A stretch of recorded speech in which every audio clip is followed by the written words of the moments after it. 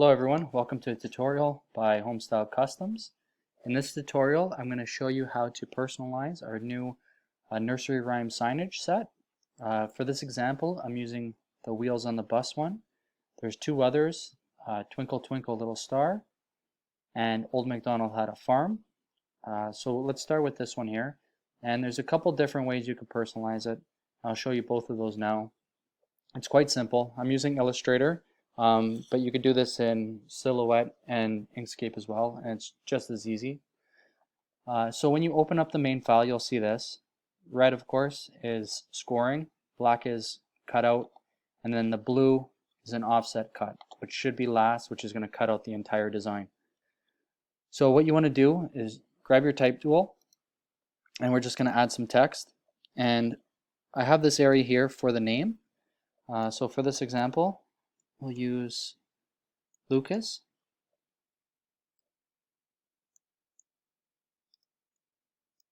And this part, to customize it, is totally up to you. You could select whatever font you want. I'm going to use this one for my example. So once you have it about the size you want, you could space out the letters a bit, right? And this is all preference at this point. I like giving it a little bit of space just because to fill the area and it looks a little bit more full and not as condensed, but it completely depends on the font you choose.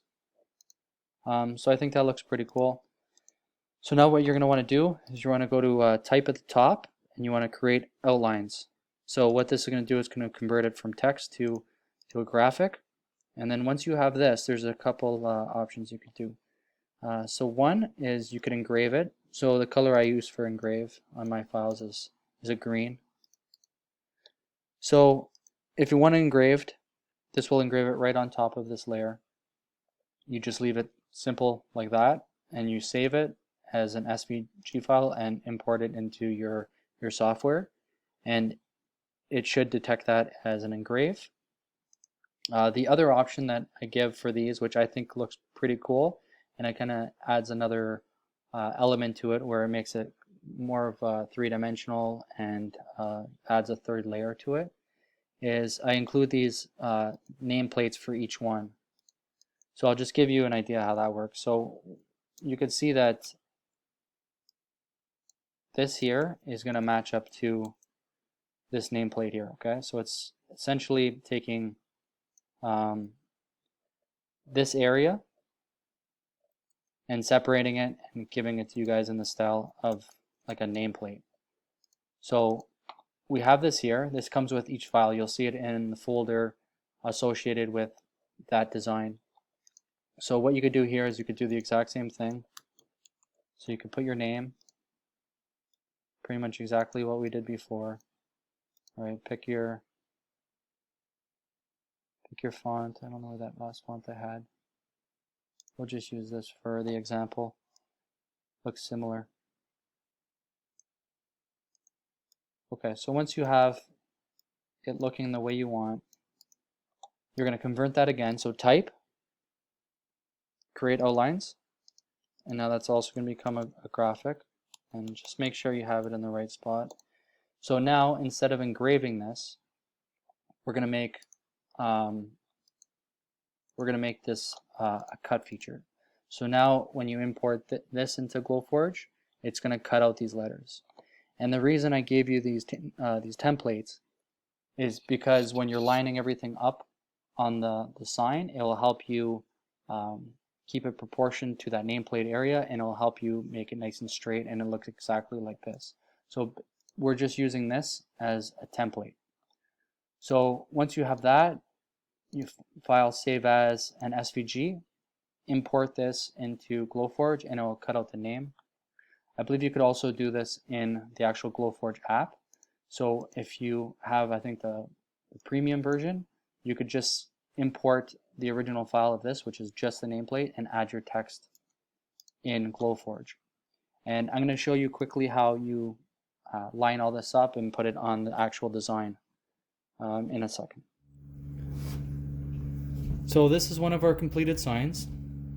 This is the wheels on the bus that we just did in the tutorial. So here's that nameplate I was telling you guys about.